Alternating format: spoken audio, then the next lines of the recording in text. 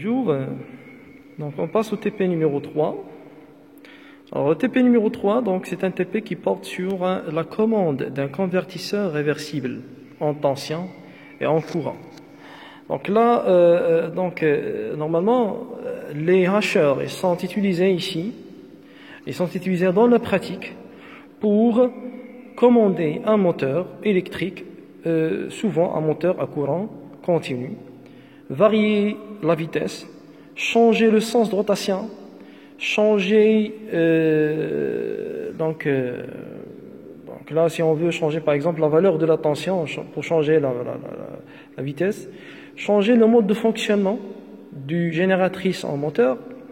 Alors pour faire toutes ces choses-là, alors notre variateur doit être capable de faire ces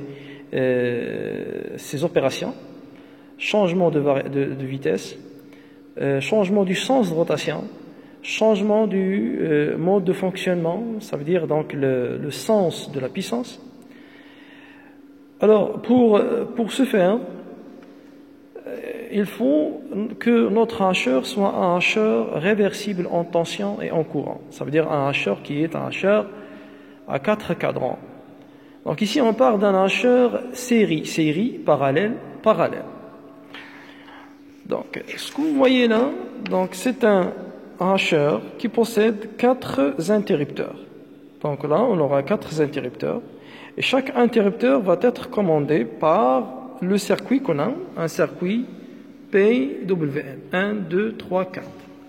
Alors le circuit qu'on a, c'est le circuit du hacheur 4 cadrans. Donc je vais essayer de débrancher ça. Alors voilà, donc c'est débranché. Donc là, ça c'est notre circuit que nous allons utiliser dans ce TP là. Donc c'est un circuit qui est alimenté par 15 volts via un certain condensateur de filtrage. Et là, vous voyez, donc là, on utilise des transistors à effet de champ. Donc, comme vous savez, donc les transistors à effet de champ, ce sont des transistors qui se commandent par des tensions. Alors, et les transistors à effet de champ sont les transistors les préférables, les plus répandus, car ce sont des transistors qui ne consomment pas de puissance. Et sont des transistors qui, on peut les considérer comme transistors parfaits. De toute façon, donc ici, donc là, on aura 4 interrupteurs.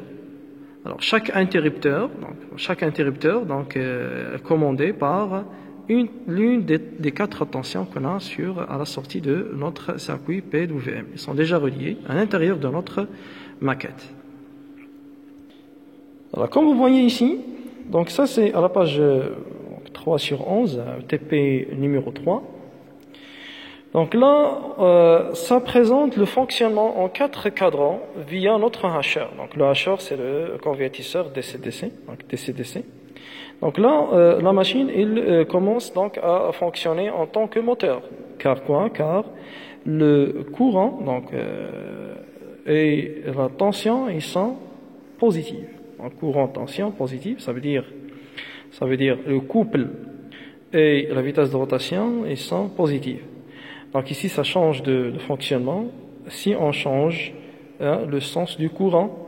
Et là, donc, si on change le sens du courant, donc là, on aura quoi? Le fonctionnement en mode génératrice.